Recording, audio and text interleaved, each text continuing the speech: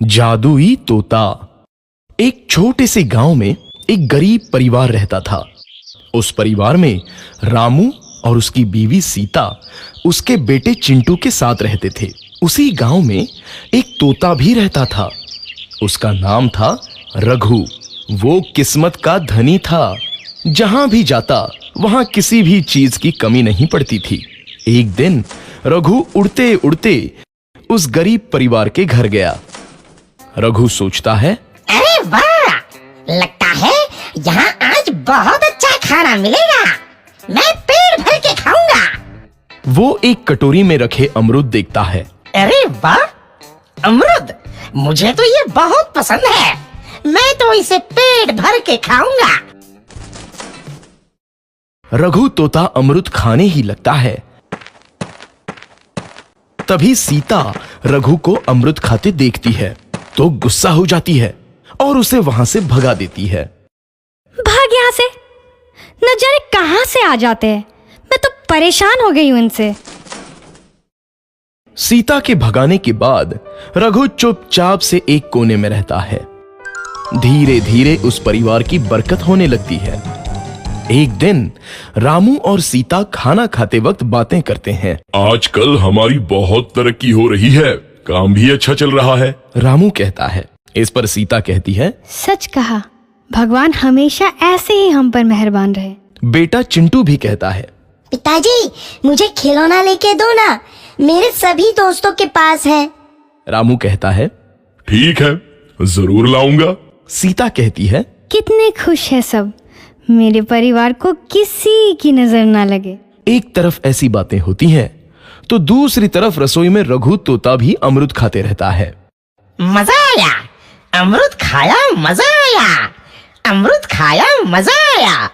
तभी सीता रसोई में आती है और रघु तोते को अमरूद खाते देख बहुत गुस्सा होती है। सीता रघु को बाहर निकालने के लिए पिंजरे में अमरूद रखती है। रघु जब अमरूद खाने लगता है तो पिंजरे का दरवाजा बंद हो जाता है और वो उसमें फंस जाता है।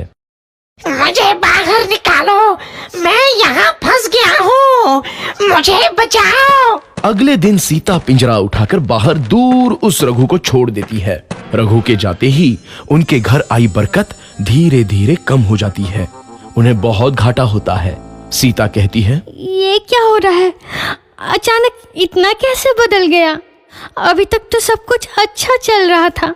रामू कहता है, लगता है भगवान हम पर रूठ गए हैं। चिंटू भी कहता है, लगता है अब मुझे खिलौने भी नहीं मिलेंगे। और वो रोने लगता है और बाहर चला जाता है। कुछ दिन बाद रघु तोता फिर से उस घर में आता है। वापस आया, मैं वापस आया, अब मैं जमकर अमरूद खाऊंगा। रघु सीधा रसोई घर में चला जाता है और अमरूद खाने लगता है। कुछ देर बाद सीता रसोई में आती है और रघु को देख कहती है, एक तो घर में पहले से इतनी दिक्कत चल रही है और ऊपर से ये तोता मुझे और परेशान कर रहा है। सीता रघु को वहां से भगा देती है। रघु उड़कर किसी कोने में छुप जाता है। कुछ दिन बाद धीरे धीरे उस घर की बरकत वापस आने लगती है। काम भी अच्छे से चलने लगता है। एक रात जब रघु तोता अमरूद खाने जाता है तो पिंजरे में फंस जाता है। ये लोग आखिर चाहते क्या हैं? एक तोते को शांति से अमरूद खाने क्यों नहीं देते? मैं कौन सा चोरी कर रहा हूँ? बस अमरूद ही तो खा रहा हूँ। तभी रामू वहां आता है और पिंजरे में रघु तोते को देख उसे बाहर छोड़ देता है। ये तोता भी कितना जिद्दी है, बार बार वापस आ जाता है।